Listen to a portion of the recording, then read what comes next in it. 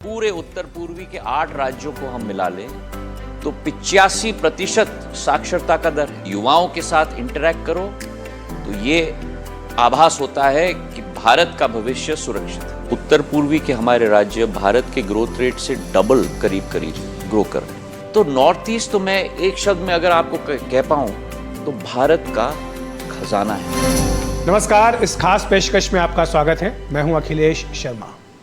दिल्ली में एक बड़ी राइजिंग नॉर्थ ईस्ट समिट हुई है। 4 लाख करोड़ रुपए से भी अधिक का निवेश पूर्वोत्तर राज्यों के विकास के लिए कमिट किया गया है। इसी पर बातचीत करने के लिए हमारे साथ केंद्रीय मंत्री ज्योतिरादित्य सिंधिया जी हैं। सिंधिया जी, बहुत बहुत स्वागत है आपका एनडीटीवी इंडिया। बहुत बहुत धन्यवाद अखिलेश जी, और आपके साथ रहने का अवसर प्रदान होता है तो मैं अपना सौभाग्य मानता हूँ। बहुत बहुत धन्यवाद आपका। एक बड़ा अचीवमेंट माना जाएगा वो पूर्वोत्तर राज्य जो विकास की इस दौड़ में काफ़ी पीछे छूट गए थे। 4 लाख करोड़ रुपए की अमाउंट, उसका कमिटमेंट करना देश के शीर्ष उद्योगपतियों के द्वारा, केवल देश के नहीं बल्कि विदेशों से भी, और जो पूरी मेहनत इसके लिए आयोजन के लिए की गई, किस तरह से ये हुआ है फलीभूत, और आगे ये जो 4 लाख करोड़ आया है ये किस तरह से इन्वेस्टमेंट किया जाएगा?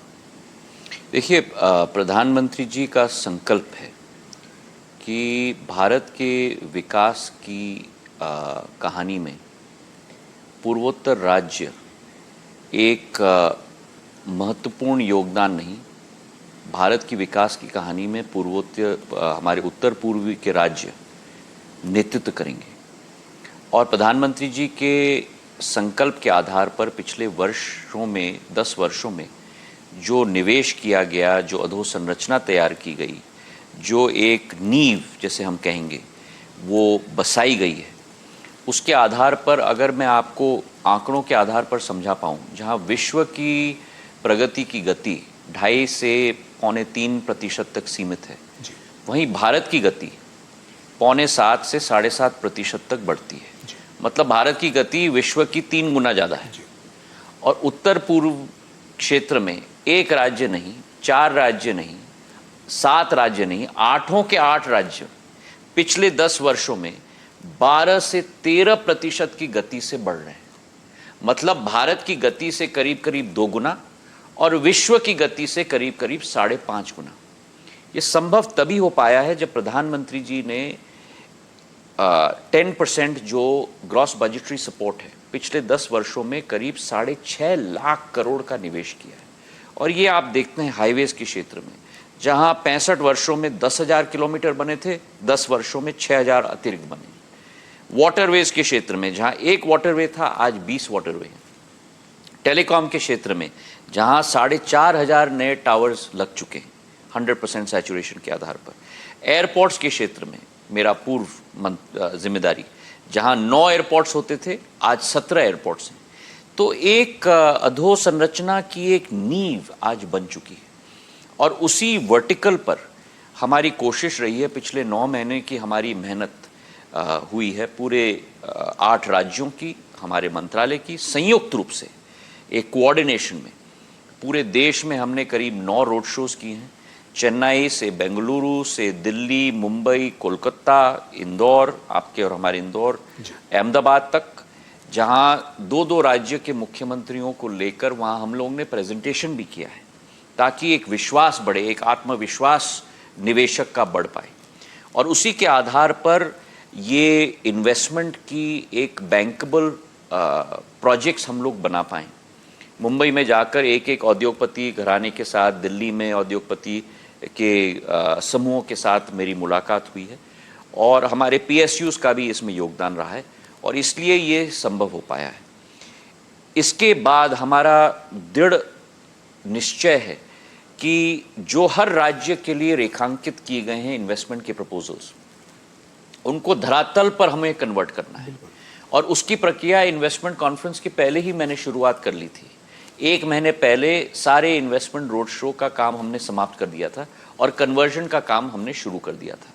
अब हर एक राज्य के साथ, मुख्यमंत्री महोदय के साथ हम लोग बैठकर एक अफसर हमारे तरफ से, एक अफसर उनके तरफ से निर्धारित किया जाएगा।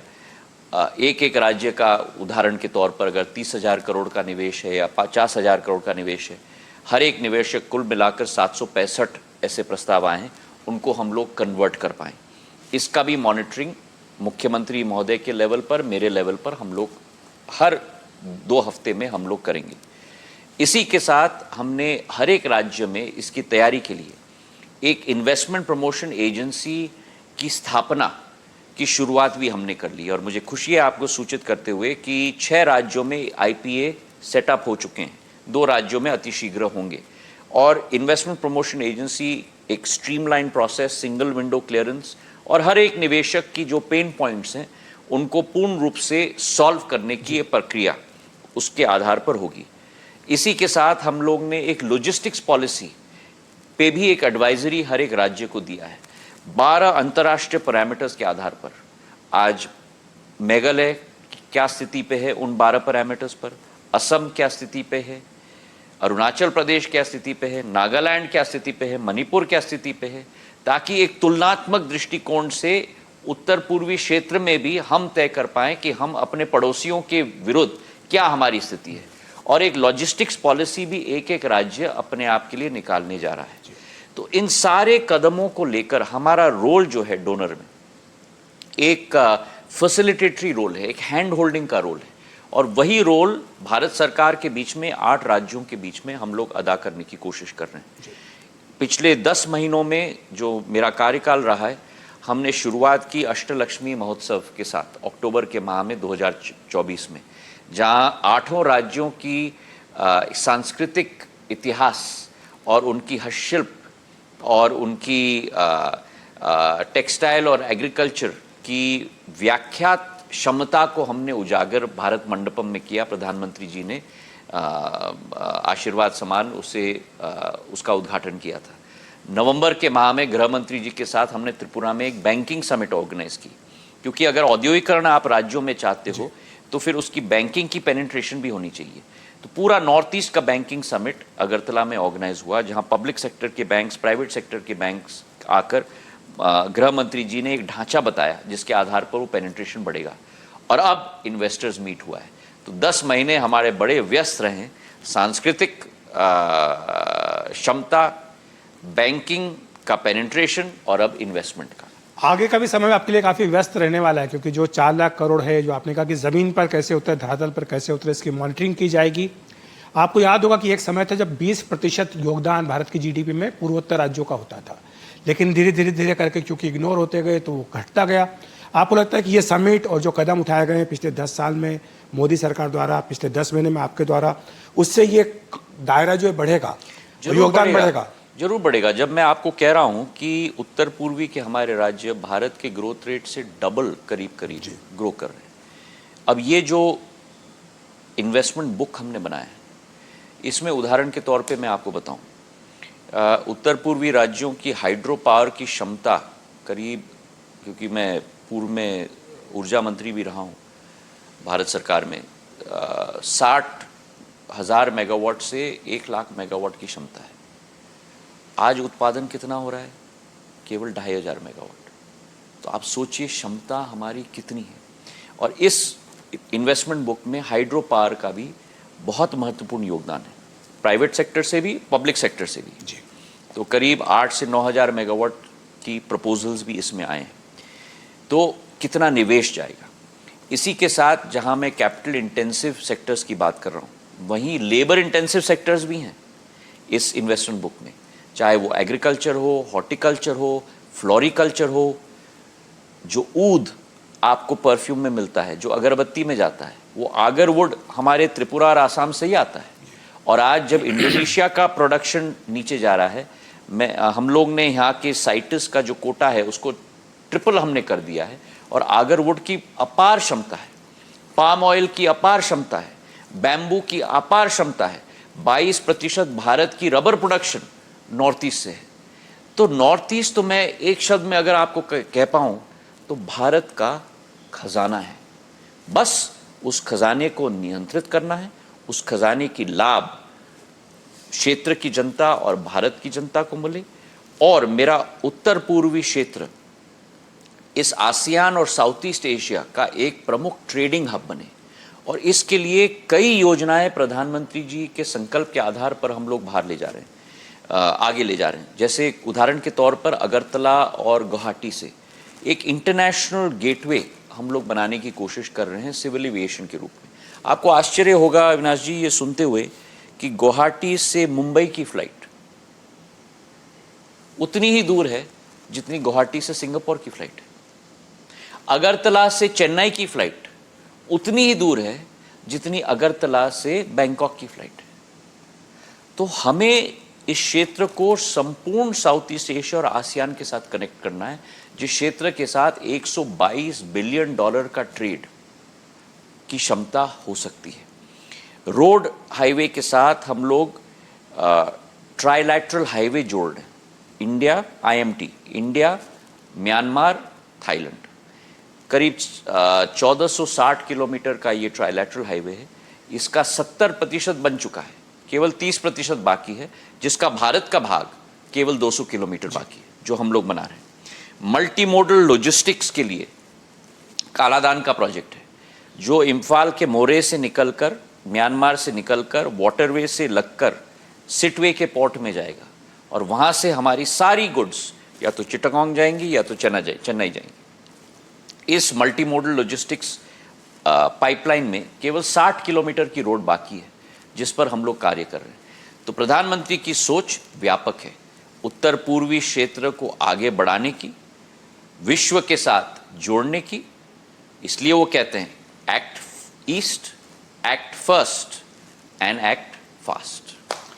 कोई आकलन है कि इससे कितना रोजगार सृजन होगा जो निवेश का वादा किया? हमारे क्षेत्र के संपूर्ण आबादी 4.5 करोड़ है, पर 2 क्षमताएं हमारे 8 उत्तर पूर्वी राज्यों में हैं जो आपको देश में कहीं और नहीं मिलेगी।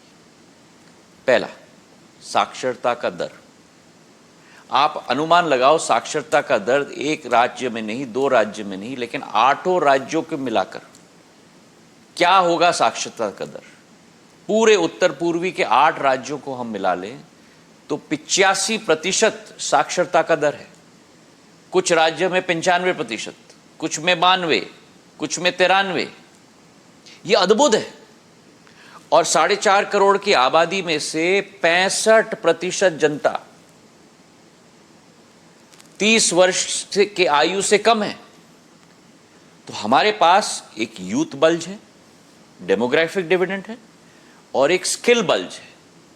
इन दोनों को मिलाकर अगर 4,30,000 करोड़ का निवेश में से 50% भी हो जाए तो रोजगार के अवसरों का अनुमान आप और हम नहीं लगा सकते। बिल्कुल। एक जो दूसरा प्रश्न आता है पूर्वोत्तर राज्यों को लेकर, वो आता है सुरक्षा को लेकर, क्योंकि निवेश के लिए भी माहौल चाहिए। आप जानते हैं कि जब तक सुरक्षा नहीं होगी तो विकास के लिए निवेश नहीं आ सकता। वहाँ पर कोई भी जो निवेशक आएगा उसको अपनी निवेश की चिंता होगी, सुरक्षित है या नहीं है। तो जो वहाँ के सुरक्षा हालात हैं उसको लेकर के आप क्या कहेंगे? आप मेरे साथ आइए। सुरक्षा, सुगमता, उत्सुकता, ऊर्जा, इन 4 शब्दों से ही आप उत्तर पूर्व क्षेत्र का डिस्क्रिप्शन ले सकते हैं। अगर पृथ्वी पर कोई स्वर्ग है तो आज मेरा उत्तर पूर्वी क्षेत्र है। आप वहां जाओ, अपने फेफड़ों में हवा लो तो आपको ऐसा लगता है कि जैसे आपकी उम्र में 2-3 साल घट गए। वहाँ की हरियाली देखो और हिमालय से लेकर वहाँ के लेक्स को देखो तो मन मंत्रमुग्ध हो जाता है। वहाँ के युवाओं के साथ इंटरैक्ट करो तो ये आभास होता है कि भारत का भविष्य सुरक्षित है। एक बात जो आपने नोटिस की होगी डोनर संभालने के बाद, क्या आपको लगा होगा कि वहाँ के लोगों में एक ये फीलिंग थी कि जैसे बाकी जो शेष भारत है उनको कनेक्टिविटी ठीक से नहीं है। कनेक्टिविटी यानी जो मेंटल कनेक्टिविटी होती है, उनको लगता है कि हमें शायद दूर से ट्रीट किया जाता है, कि माना ही नहीं जाता, हमारा हिस्सा ही नहीं माना जाता है। तो उस दूरी को पाटने के लिए क्या किया गया? आपका बहुत अच्छा प्रश्न है। और मैं अगर अंग्रेजी में आपके विचार को अनुवाद कर पाऊँ तो एक विचारधारा थी कि वो मेनलैंड है। हाँ, बिल्कुल। अब मैं कहूँ आपको अखिलेश जी कि अब वो मेनलैंड की सोच चली गई है। क्यों? क्योंकि अब मेनलैंड नहीं रहा, अब एक लैंड हो गया है।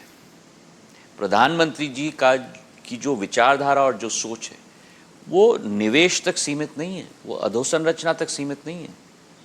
एक एक राज्य को दूसरे राज्य के साथ भावनात्मक रूप से जोड़ना। 36 के 36 राज्य और यूनियन टेरिटरी की मैं बात कर रहा हूं, केवल उत्तर पूर्वी के 8 नहीं। तमिल काशी संगम की विचारधारा, वो पुराने रिश्ते जो हजारों साल पहले होते थे उन्हें पुनः जीवित करना। अरुणाचल और गुजरात का रिश्ता, कृष्ण भगवान की जो रुक्मिणी के साथ शादी हुई थी, वो संबंध उजागर करना। हमारे उत्तर पूर्वी राज्यों के लोगों को लेकर गुजरात में कार्यक्रम करवाना। हमारे विज्ञान के क्षेत्र में आज भारत विश्व के लेवल पर अग्रसर नहीं हो रहा, लेकिन स्पेस के लेवल पे भी अग्रसर हो रहा है।